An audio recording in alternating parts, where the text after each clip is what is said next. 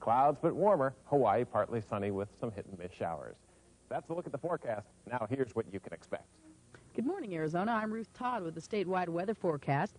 It will be mostly sunny and mild today across Arizona, except for the southeast portion of the state, where it will be cloudy and windy with a few scattered showers. Highs today, low 50s in the mountains, near 70 in the deserts. Look at the nation. Be safe if you're traveling. Take your time, slow down, and buckle up. Joan? Thank you, Dave. Right now at 7:36, and we'd like to take this opportunity to welcome Domino's Pizza as a sponsor of Good Morning America, and we'll be back right after this.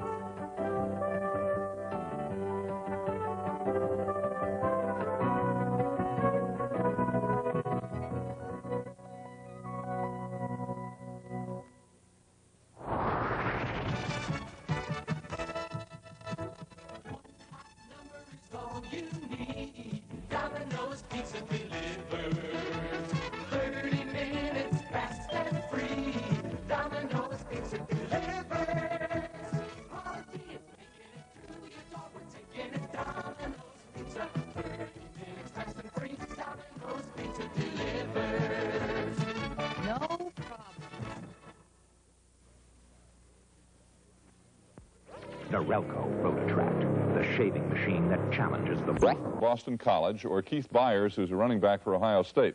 They both have incredible statistics. Keith Byars first. He rushed 1,655 yards this season.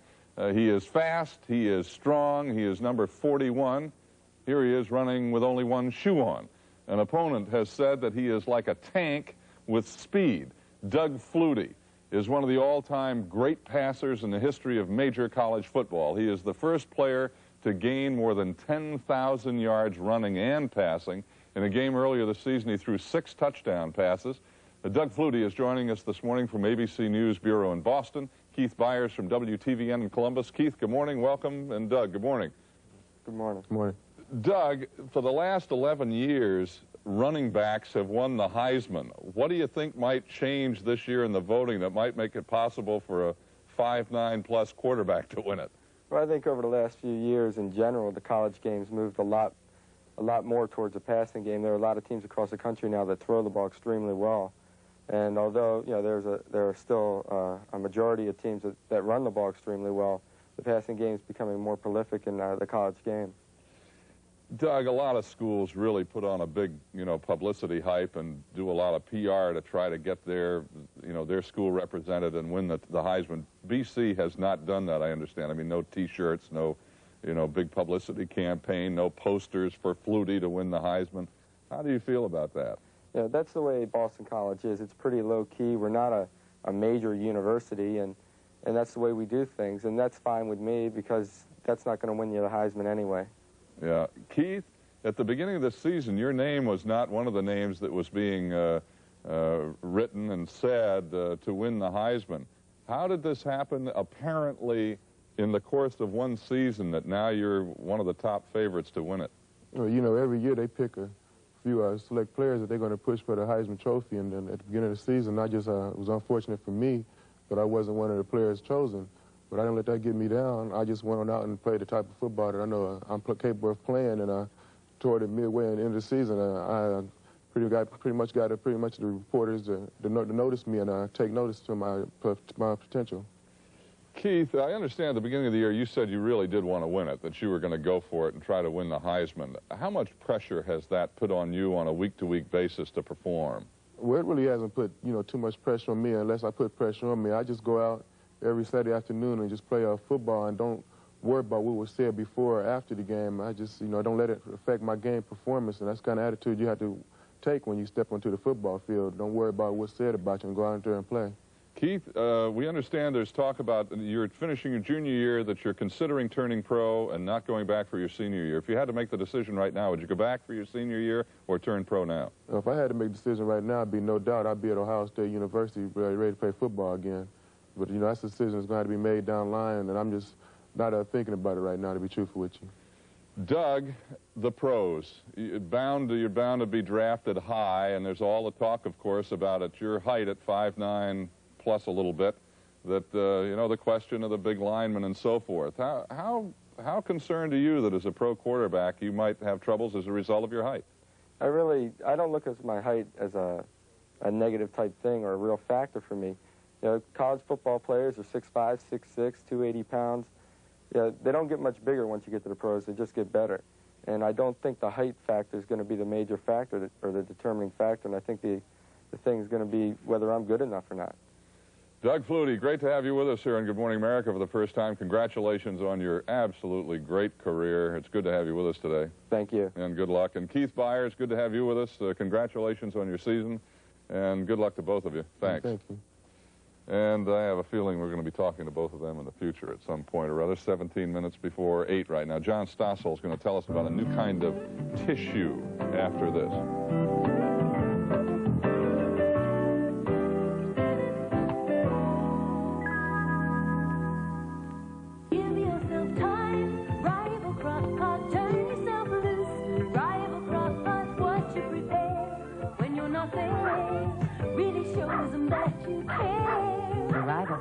Let you cook all day without staying home all day.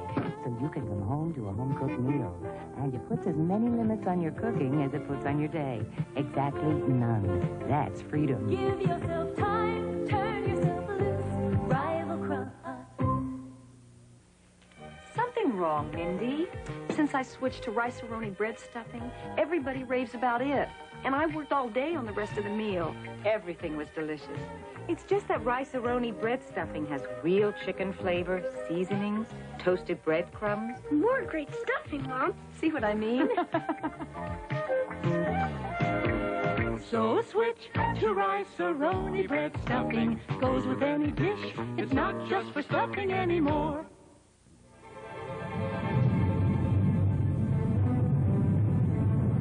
There's nothing like it in the universe.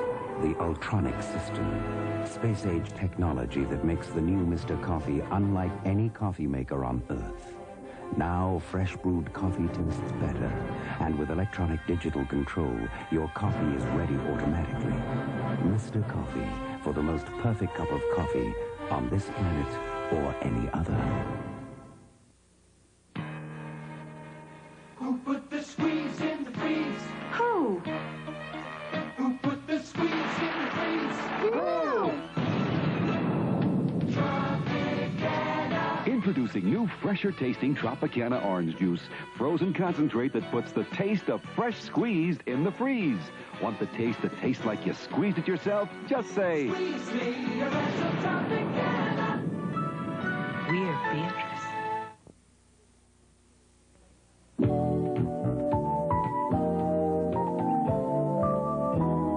It is now 7:46. A new kind of tissue is available in parts of our country, and our consumer reporter, John Stossel, has been checking it out. The makers of Kleenex are test marketing a new type of tissue called Avert. Avert is special because it contains a chemical that can kill viruses, like cold viruses. Initial research on this type of tissue was sponsored by the National Science Foundation. The concept was first tested at their laboratories in the Antarctic, which is a good place to study the spread of disease because it's so isolated. In 1982, ABC's Hugh Downs interviewed the research director. Now, this will not cure somebody's cold, but it keeps him from spreading it to other people. That's correct. It reduces the number of new colds that appear, and it reduces the number of colds in the small population here overall. So, 2 years later, back in the United States, Kleenex comes out with Avert. The ad for it shows this cute little baby and says, if you use Avert, you'll be killing cold germs in the tissue before they reach your hands. And that'll make it harder for you to give your cold germs to someone like Jimmy. Sounds terrific. However, there's some confusion. Kleenex is being careful to say only that this will prevent the spread of cold germs, not that it will prevent the spread of colds. And when we called 6 medical experts to get their opinions, all said they don't think Avert would be very useful. Colds, they say, are spread in many ways, not just by hand contact. We asked Kleenex about this. They said, yes, there are other ways that people get colds. But they stand by their ads saying, if you use the product diligently, it will prevent you from passing on some cold germs. So, the bottom line, yes, if you use these things diligently, maybe you'll be less likely to give your cold to your family. But they won't keep your family from getting colds, and once you've got one, they won't help it go away. Also, these things cost more than twice what regular tissues cost. We'll be right back.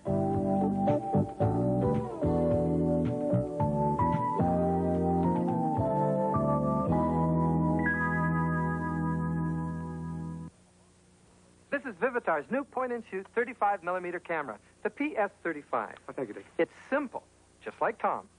Oh, yeah? It has auto load, auto focus, auto everything. Yeah, but you pay extra for simple. Oh, yeah? No. Guess what it sells for? $273. No, much lower. $273. No. It's one of the lowest priced, fully automatic 35mm cameras you could buy. It's under $100. Should cost more.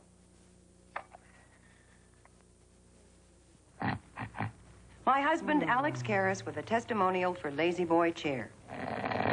He's saying his Lazy Boy recliner knocks him out. He's comfortable knowing a genuine Lazy Boy chair has over 50 years of quality built in. And he says Lazy Boy is the original recliner, with features still unmatched today. Lazy Boy, there's only one. Unless, of course, you count Alex. That's cute, Susan. Look for the Lazy Boy holiday sale in this Sunday's magazine section. If an Egg McMuffin sounds good to you, listen to the sound of our 2 sausage McMuffin sandwiches. Both on toasted English muffins. With melted cheese and a mouth-watering sizzle to fill up the middle. It's McDonald's Sausage McMuffin. And Sausage McMuffin with egg. If you think they sound good, It's a good time for the great taste wait till you taste them. of McDonald's. Don't you just love those international coffees? All that flavor, all that feeling, all that sugar. Sugar? Now you can have rich and creamy taste without sugar. Introducing Hills Brothers flavored coffees with NutraSweet, dark chocolate, almond, cinnamon, and mint. Rich and creamy and no sugar. New Hills Brothers flavored coffees with NutraSweet.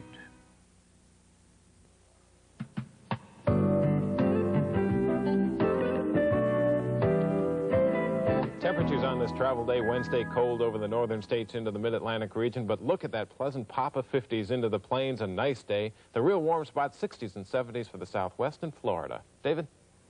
Thank you, Dave. 10 minutes before 8 right now. Clint Eastwood's movie Tightrope has been a big success, both with the critics and at the box office. He plays a detective who's a tough guy. He's a vulnerable guy. He's complicated. When I talked with Clint recently at his office at Warner Brothers out in Los Angeles, he told me some of the things that he enjoys most about this movie. I didn't know whether it would be received as commercially as some of the other detective-type stories that I've done, but I liked it very much. I liked the family aspect. I liked the fact that the man's life was at a certain state of limbo, not too organized at that particular time. He was a good cop, not a super cop, but a very good cop. Yes, so we believe that murders are committed by...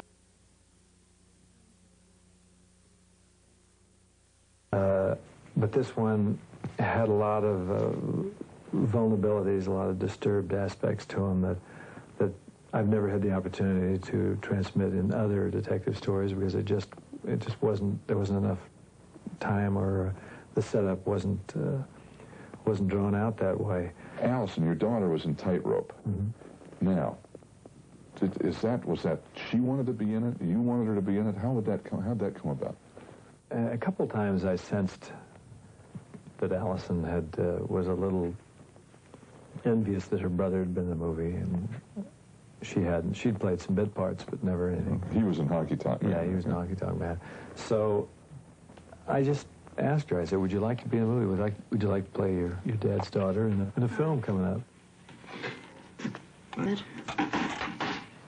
I think she did a very good job. I think she enjoyed doing it. She downplays it like it was nothing, but she was very natural with it. And she got. I remember one time they had a bunch of reviews somebody brought in to the outer office there, and she was here with me, and I said, "Do you want to read some of these? There's about three or four of them here that really sort of single you out." And she didn't want any part of that. Really? Yeah, I started to read her one that was quite flattering, and she got really a little embarrassed about it and took off. Started talking about something else. I thought it was odd. And then when I was doing the film with her, I asked her if she wanted to look one of the sets of dailies. Not particularly because I like to have actors look at dailies, but I just was curious to see what her response would be. And she said, no, I don't want to see it. Does she want to do more? I think so, yeah. How do you feel about that? That's up to her. I like, they've had a little taste of it, and she enjoyed it, and it was great fun. She's been in front of the cameras most of her life. Whenever she'd visit on the set, she'd want to run out and work the clappers, and or being in front of the camera was nothing new to her. It wasn't a shock to her system at all. What about Kyle? He's 4 years older? Yeah. He was in Honky Tonk Man. Right. I wish your daddy... It was great. It was very easy. Here you are with your own children. It was easy. It was great. It was very gratifying when they'd do something well. It was gratifying and made... Hey, that's my kid. Yeah, made you very proud of. You thought, this is great. Tell me about Honky Tonk Man. It got some good notices, but it wasn't the kind of film people liked to see me in. They didn't... the character was not at all heroic. In fact, he was sort of a self-destruct character who dies in the end. I didn't like that. I didn't like it in The Beguiled either. It was another film I died in the end. But they didn't want to see you die, right? It was also, those two films, ironically enough, were very well received in a lot of areas. But people don't want to see you die, right? No, because I played too many guys who win in the last reel. They want me to be a winner. Clint Eastwood, and we'll have more with Clint tomorrow morning. We'll be right back after this word from Radio Shack. Tomorrow, Julie Andrews. Friday, Billy Joel. It's a Radio Shack Merry Christmas. The kids love these Space Patrol walkie-talkies. They work indoors and out. Flexible antenna, even Morse code keys with an alphabet guide on the front. So you can either talk or send secret messages. Oh, looks like I'm getting a secret message now. K, S, D. He says, thanks, Dad. Now, how do you say you're welcome? Space Patrol walkie-talkies from $9.95 to $19.95. Only at Radio Shack.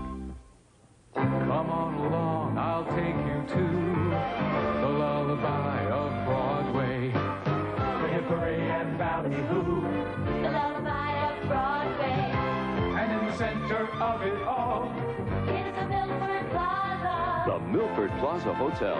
Great food, beautiful rooms, irresistible prices tell you why we are the lullaby of Broadway. The Milford Plaza is the lullaby of all Broadway.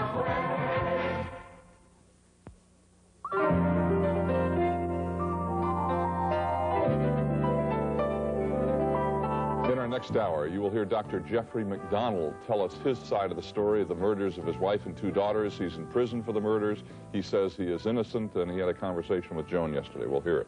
Also, Dr. William DeVries tells us about his search for someone to receive the second permanent artificial heart, also Faye Dunaway. And more news and weather. We'll be right back. Hope you can stay with us. Wednesday, Colt's best friend's daughter falls in love with him.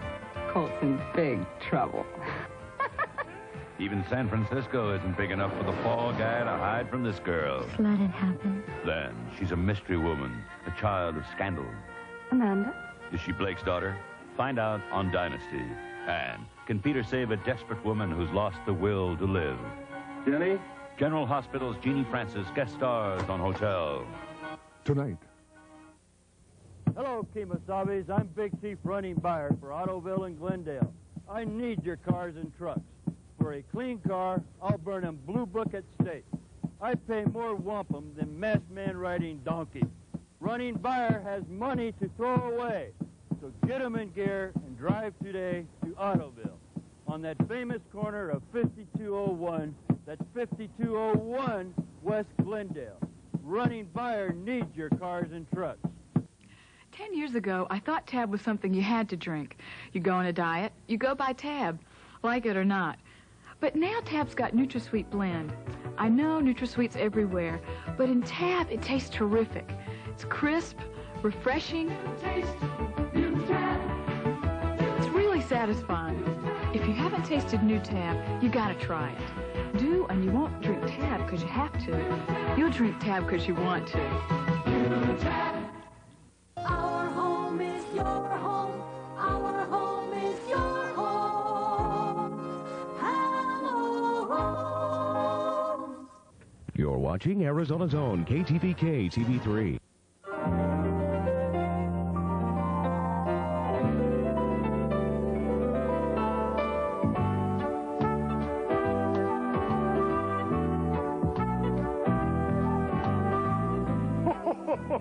Santa's here at the North Pole with all my friends getting ready to go to Detroit for tomorrow's Michigan Thanksgiving Parade. Good morning, children. Good morning, Santa. First time we've seen him That's this right. holiday season. Hi, everybody. I'm David Hartman. And I'm Joan Lunden. It is Wednesday, the 21st of November. It is a horrible, it is a tragic story. The murders of a woman and her two daughters in their home, an investigation, and then the unthinkable, of course, the conviction of the husband and the father, a respected Army doctor named Jeffrey MacDonald. He's now in prison. His story, the story of his family, are known to millions now through all the news reports, the book, the television movie that's just been on. Dr. MacDonald still says that he is innocent, and he says there is new evidence to prove that. Joan talked with Jeffrey MacDonald yesterday, and we'll have their conversation in a few minutes. And also coming up, we will be talking with Dr. William DeVries, the surgeon who gave Barney Clark an artificial heart. He is now looking for someone to receive the second artificial heart. Also later in this hour, a talk with Faye Dunaway. All coming. First, minute after 8, Steve Bell down in Washington, all the news. Hi, Steve. Hi, David. John. Good morning, everyone. The survivors of Monday's explosions near Mexico City are trying to pick up the pieces of their lives. Aid is being flown in from the U.S. to the hundreds that were injured, burned, and left homeless in that tragedy. But as John Quinones reports, the survivors also have gone through the trauma of burying their dead. The sorrow and the anguish seemed particularly painful last night because more than 300 victims were all buried at once in the same grave. The bodies were so badly burned that only 19 were positively identified.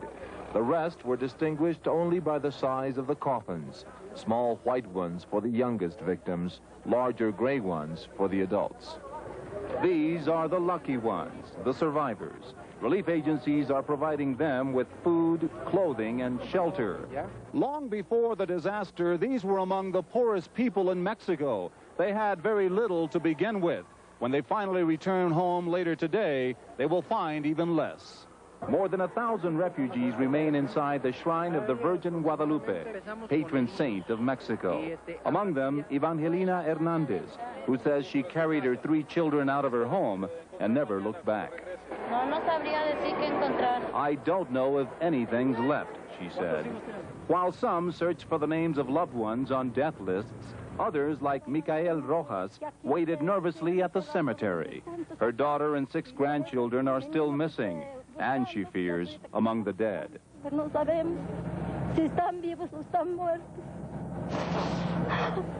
It's horrible, she cried, not knowing whether they're dead or alive. John Quinones, ABC News, Mexico City. In other news, the Soviet Union is expressing interest in resuming arms control talks with the U.S. A Soviet note sent to Washington raises the prospect of preliminary talks early next year between Soviet Foreign Minister Gromyko and Secretary of State Schultz.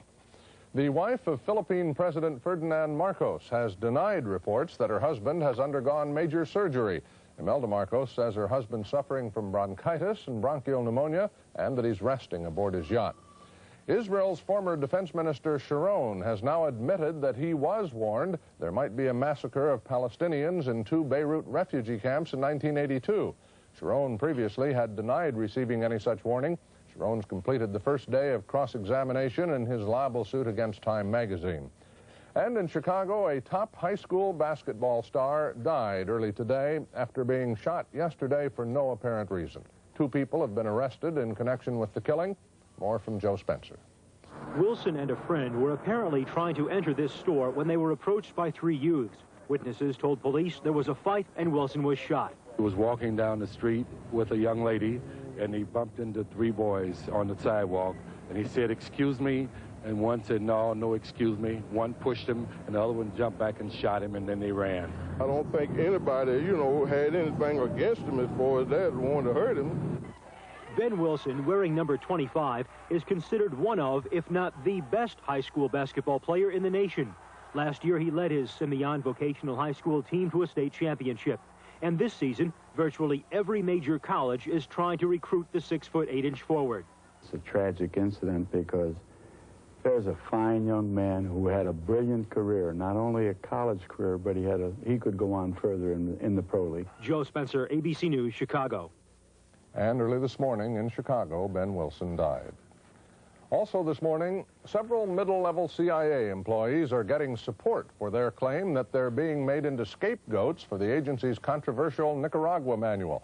ABC's John Scali has learned that some top members of the House Intelligence Committee believe higher CIA officials should be blamed for the manual, which promoted violence against Nicaraguan leaders. The Reagan administration is expected to unveil a tax simplification plan next month. Business lobbyists have told ABC News they expect the 14 current income tax brackets, ranging from 11% to 50%, to be reduced to just 3, with rates from 15 to 25 to 35%.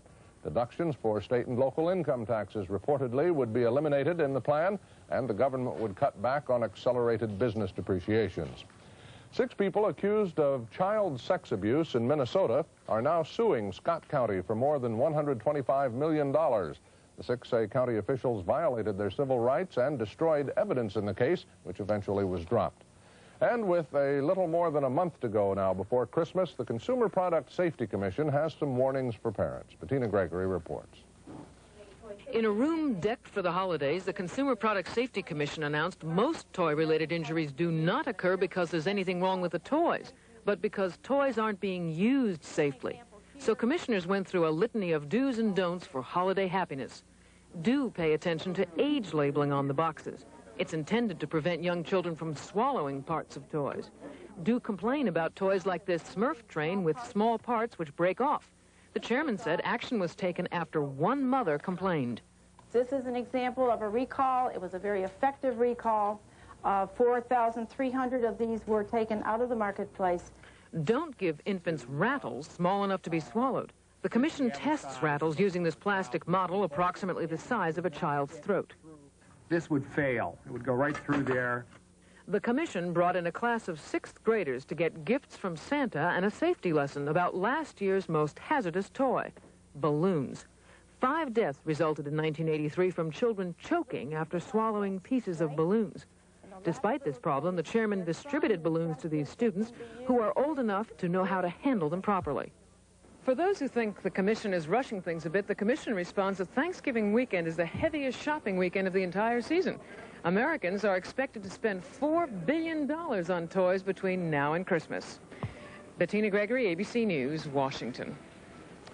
Finally, for the first time in 11 years, a nativity scene will be part of the federally sponsored Christmas display next to the National Christmas tree here in Washington. Earlier this year, you'll recall the Supreme Court ruled that nativity scenes are cultural symbols and that they do not violate the constitutional division between church and state. That's news at 8. David? Thanks, Steve. 8 minutes after right now, Dave Murray's got the weather for the day before Thanksgiving. Today's an important day if you follow old weather sayings. The weather on this day... And I do. Okay, Dave, I know you I have do. been following those for years, and I'm glad you brought it up. Now, go ahead. Sorry. On this day, only on this day, whatever the weather is, foretells what the winter will be like. And? Wherever you live. What depends on the weather and the day. Oh, I see. Okay. But what is today? That's today, what I haven't been listening to you for the last hour. Obviously. Today in New York City is just going to be cold and dry. So that means the winter should be cold and dry. In fact, most of the nation pretty quiet, and that could be an interesting sign. I want you to keep an eye on it. I'll ask you in May, okay? I'll be right here. Okay. I hope. A lot of good news on the weather maps today, David, especially if you're traveling. That good news, really just not much going on. For a change, some scattered showers and thunderstorms along the Gulf Coast into Florida. 1 or 2 of these Florida storms, especially this afternoon, will be on the heavy side. Then in the west, a lot of clouds, rain in the lower elevation, snow up top, but really nothing out of the ordinary. Now let's put the maps in motion. Simply pick out your Thanksgiving stop. Weather patterns are going to stay very quiet for the holidays. The areas to watch will be Florida. It looks like a very soggy 24 to 36 hours, just periods of thunderstorms. And in the west, Storm is trying to pull together, but having a tough time. As a result, showers are going to hold over the southwest, a little bit of Rocky Mountain snow in the southern Rockies, and a few showers over the plains. But this southwest storm is just going to sit here and wait for a while and then develop. That may cause some travel problems late in the weekend. That's a look at the forecast. Now here's what you can expect. Good morning, Phoenix. I'm Ruth Todd with the Valley Weather Check this Wednesday morning. It should be sunny and warm today with the high expected to reach in the mid-70s. Increasing clouds are forecast for tonight with the low around 50 degrees. And for Thanksgiving Day, expect a cool, cloudy day in the valley. That's the travel outlook for the next 2 days. A look into the skies in 30 minutes. David? Thank you, Dave. 10 minutes after 8 right now. Joan's conversation with Jeffrey MacDonald, the former Army doctor who was convicted of killing his wife and children. After this, 10 after 8.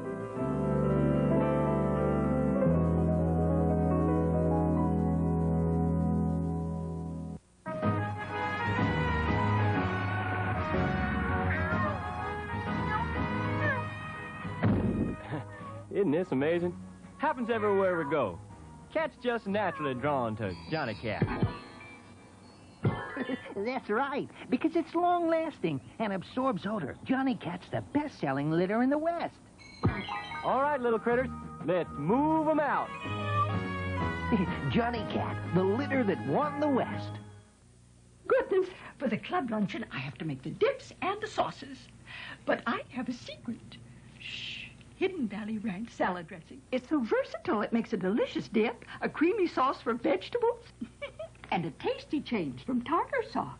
Delicious dip, Helen. Oh, and thank you. I love your fish sauce and that fabulous vegetable sauce. I must have the recipe. Sorry, that's my secret. Oh. Hidden Valley Ranch. It's more than just a salad dressing. Come on, don't hold a grudge. I didn't know that Alpo beef-flavored dinner cost the same as those other dry dog foods. I never even looked. I mean, who would have thought that Alpo, the one with more meat protein than 10 pounds of sirloin, cost the same as those others? Tell you what, you forgive me, and I'll forget about what you did to my shoes, huh? Alpo beef-flavored dinner. Real meat protein at a really good price.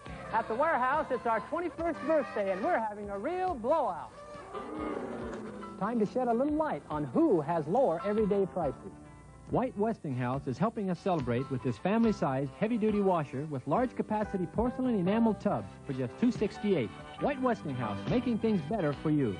At the warehouse, we guarantee lower prices on all appliances for 30 days. Come help us celebrate our 21st birthday. The other places can't hold a candle to our everyday low prices at the warehouse.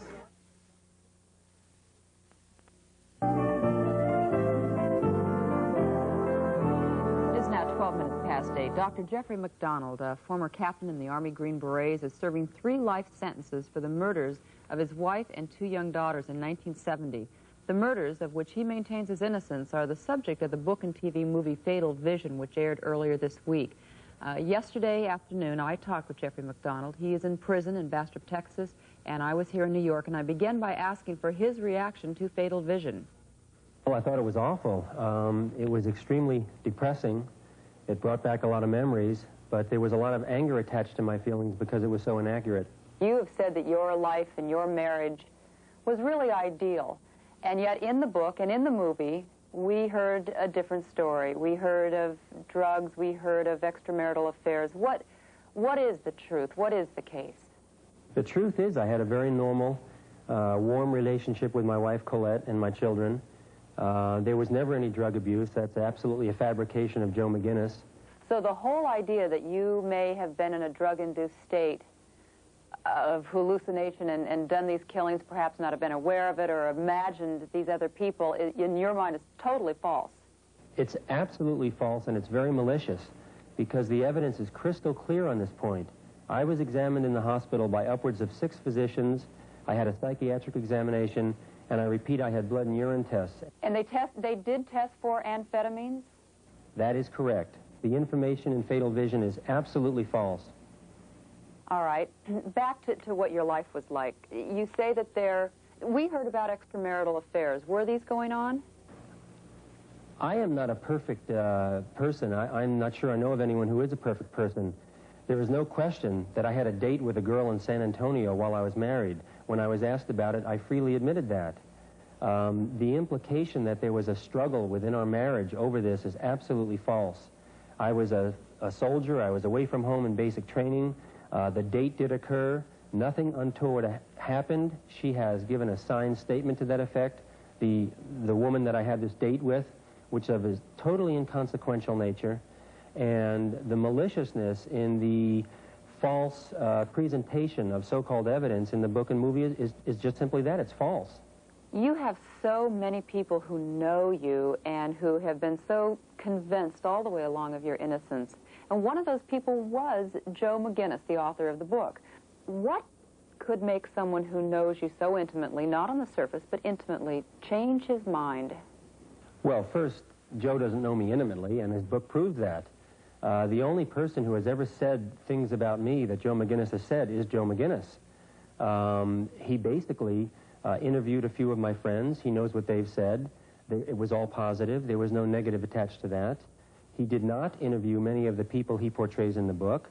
We have statements from many of the people in the book that he portrays and misportrays, and they were never interviewed by Joe McGinnis. Why do you think he did this? Oh, I think Mr. McGinnis took the safe way out. I think he waited until the Supreme Court made their turn down of my last appeal, or so-called last appeal, and he then told me in a letter that he rewrote the book, he added 100 pages, and he changed the book substantially. Did you not sign an agreement beforehand that allowed him to write really anything that he found, good or bad? I did sign an agreement with Joe McGinnis. The agreement was for Joe McGinnis to portray truthfully my life. He has not done that. He has portrayed my life with mistruths, with misrepresentations, falsehoods, and absolutely fabricated events. He doesn't have a release to portray an evil man where there is no evil, and that's what he has done. I'd like to ask you a little bit about Freddie Kassab, your father-in-law. He, at the beginning, was one of your biggest supporters, your biggest defenders, but of course, ultimately, he was probably the one man that put you into prison. In your mind, where do you think he went wrong? Well, you know, I have a lot of grief over this whole episode and the loss of my family, and it took me maybe 11 years to really come to grips with it. I dealt with it differently than Freddie. I tried to rebuild my life and build a new life in California, which apparently did me no good in the end. Freddie chose to handle his grief in a different fashion.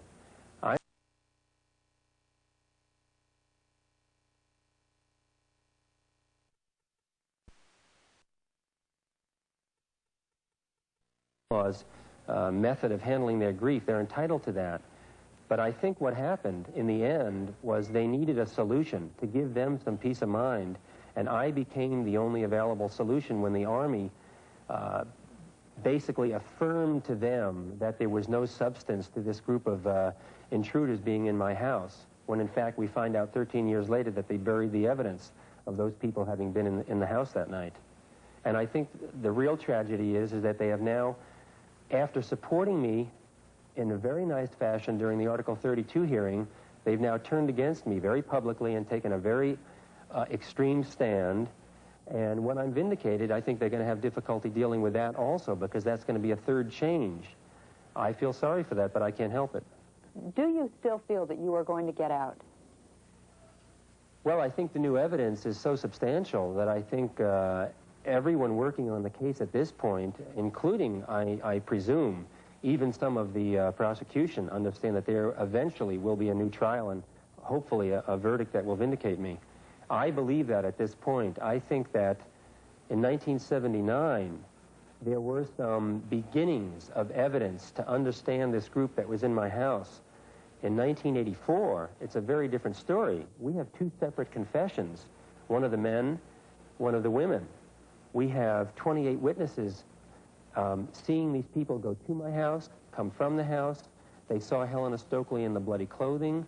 They heard admissions of guilt on many occasions. And I think that with evidence of this strength,